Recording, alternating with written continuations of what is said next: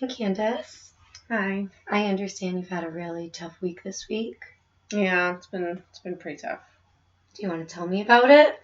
Well, as you know, as our last sessions, I've had a lot of weight problems, and I feel like it's just getting out of hand, and I've always been self-conscious and stuff with my weight, and I feel the thoughts are just getting worse and worse.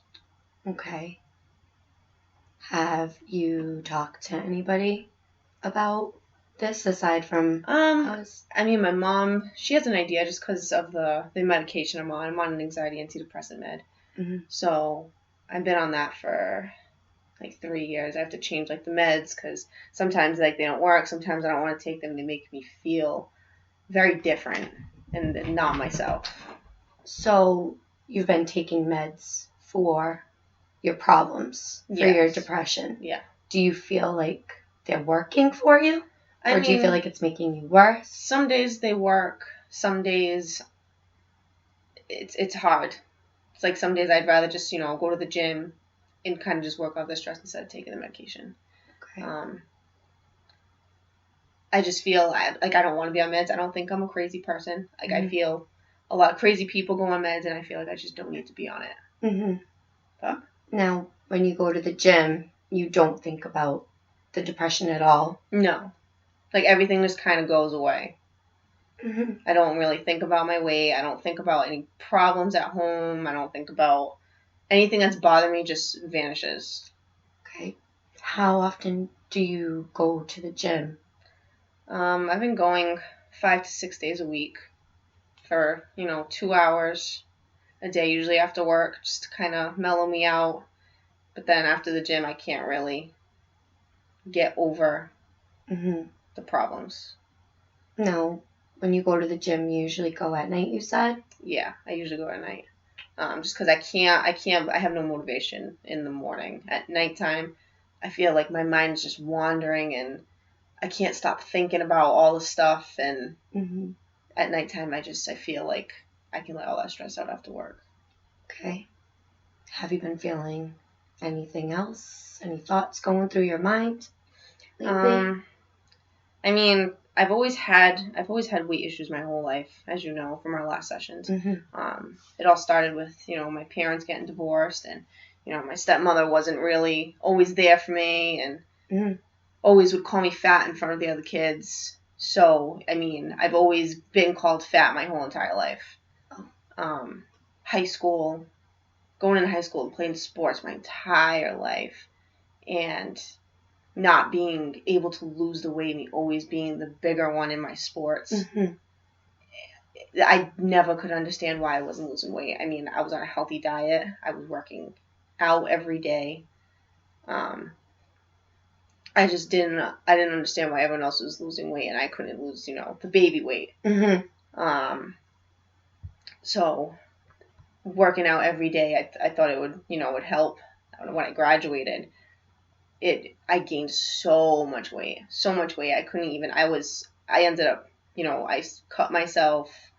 I had multiple thoughts of suicide, and it progressed right after high school. I mean, high school was bad, but after high school, it just got so much worse. So when you think about your weight and all these problems that happened with your stepmom and always feeling like the bigger person, you always thought of suicide? I mean, when I was younger, I thought of suicide just because I felt my father's wife and that whole side of my father's family just didn't care about me. They cared about the other kids. They didn't necessarily pay attention to what I needed to say. And when I did confront my father about what my stepmother was saying to me, he called me a liar, and I didn't talk to him for, oh my God, like 2 years. I didn't talk to him. And it was really hard because I couldn't talk to my siblings, and my siblings are all quite younger than me. So, I mean, they didn't talk to me for a year, so like some of them didn't even remember until I was the bigger person and tried talking to my dad. But I haven't seen my stepmom in 8 years due to this. And still, I have not seen her to this day since we got into a huge argument about the things that she would say about me. Mm-hmm. So, because of all of the family problems, do you feel like you want to die, or you just want all this pain to go away? I mean, I just want the pain to go away, but I feel sometimes suicide would just, make people open their eyes and, realize, like, I'm not being dramatic. I'm not being, I just want people to be able to talk to me. Mm-hmm. And I feel that the family just doesn't want to communicate with me because I have these many issues. Mm-hmm. Have you tried to talk to your father recently? Does he know about these problems, your depression? He doesn't know about my depression and anxiety. My mom knows everything. And my mom only knows everything just for the fact that I'm on medication. Mm-hmm. And that all started one day after work. I got diagnosed with premenstrual dysphoric disorder, which is worse than PMS when you have suicide thoughts before. And I had just a meltdown with my mom on the couch, and we were talking, and I explained to her, I'm like, Mom, I don't think, like, I'm right. Like, my mind's not set right, I showed her the scars on my arms, and she was devastated. She was, heartbroken because I didn't tell her all these things. But, like, I'm not, like, I didn't even want to, come to a psychiatrist or anything because I don't feel like I need to tell people my business, but I do feel better talking about everything. It's like weights lifted off my shoulder. Yes. So your mother is your biggest supporter, it seems, and you seem to have a really good relationship with her. I do. Which is good. My mom she's my best friend. Now that I've told her everything, we've gotten so much closer. So much closer. And I appreciate her for that. Okay. So you feel like the sessions we've had in the past are helping? I do.